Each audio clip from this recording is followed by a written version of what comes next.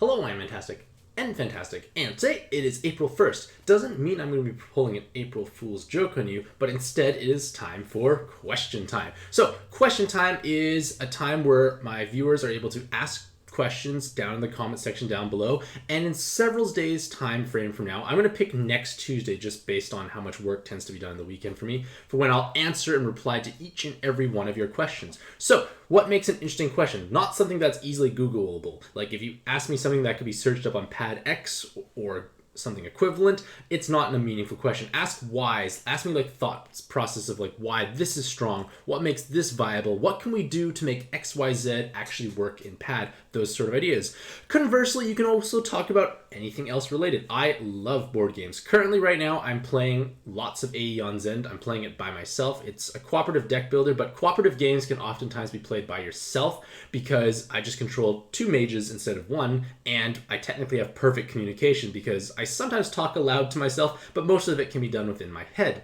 In addition to that, what else have I been up to? I have been reading. I'm still going through all the Dune books. I'm managing to read a bit more than one book a month, at least lately. I'm on the 5th Dune book, only a little bit so far thus far, but I'm enjoying the series. Like the second book was still the weakest one, but book 1, 3, and 4 were much more interesting. The pace and plot does advance. There is development. Things happen. I like that. And it's something I'm interested in reading and still. So I'm going to read the 5th book. I have the 6th book for probably next month. But if you are looking to find a nice, easy read, like something that you can pick up and put down like a standalone novel, I highly recommend Artemis by Andy Weir. Same guy who wrote The Martian, which was turned into a movie. But this is a much better book by comparison. I've lent this book out to 3 other people, so myself plus 3. So of the 4 people who read it, every single person loved this book.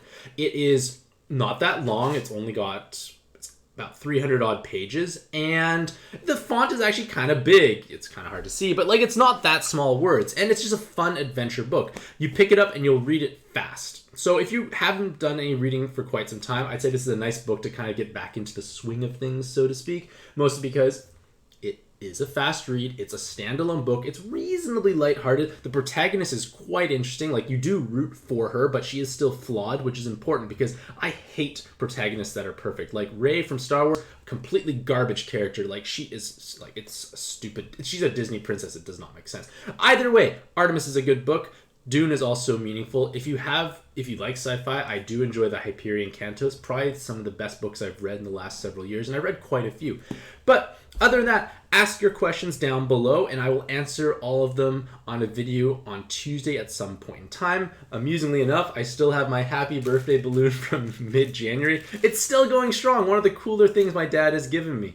So, hopefully all a fantastic day. I wish you all the best luck in your own Pad adventures. I need to get a haircut at some point, and happy puzzling.